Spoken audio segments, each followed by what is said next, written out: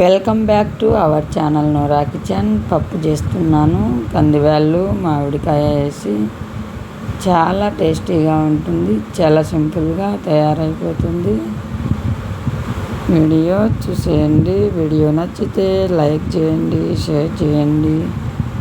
India Dubai వీడియోలు వచ్చాయి చూడండి. చాలా అంటే చాలా టేస్టీగా ఉంటుంది. ఈ మామిడికాయ పప్పు తయారీ విధానం చూద్దాం. చూడండి, కందిబ్యాళ్ళు, మామిడికాయ ముక్కలు, టమోటా ముక్కలు, పచ్చిమిరపకాయలు ఇలా కుక్కర్లో వేసేయాలి. శుభ్రంగా కడిగి అన్నీ కుక్కర్లో వేసుకోవాలి. కందిబ్యాళ్ళవి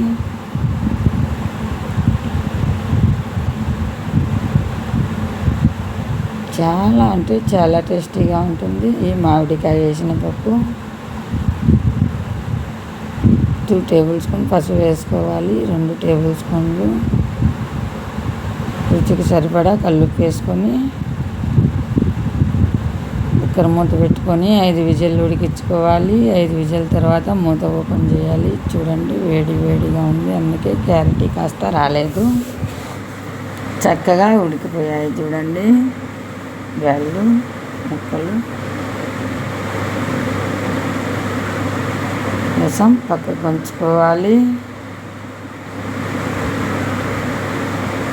పప్పు మెత్తగా రుద్దుకోవాలి.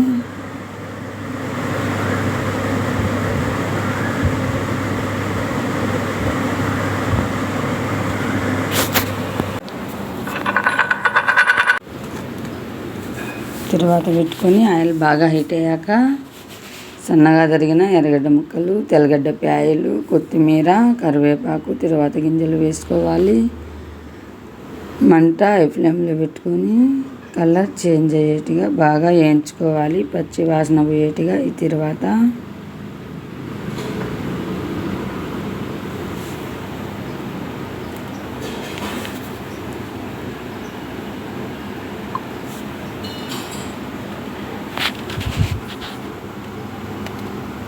ఇలా కలర్ చేంజ్ అయ్యేట్టుగా బాగా వేయించుకోవాలి.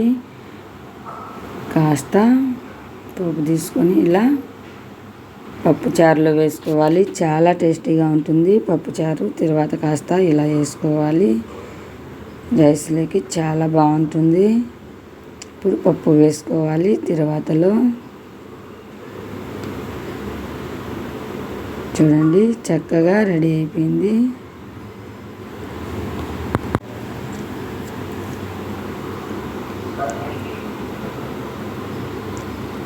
చాలా అంటే చాలా టేస్టీగా ఉంది. చాలా సింపుల్గా తయారైపోయింది.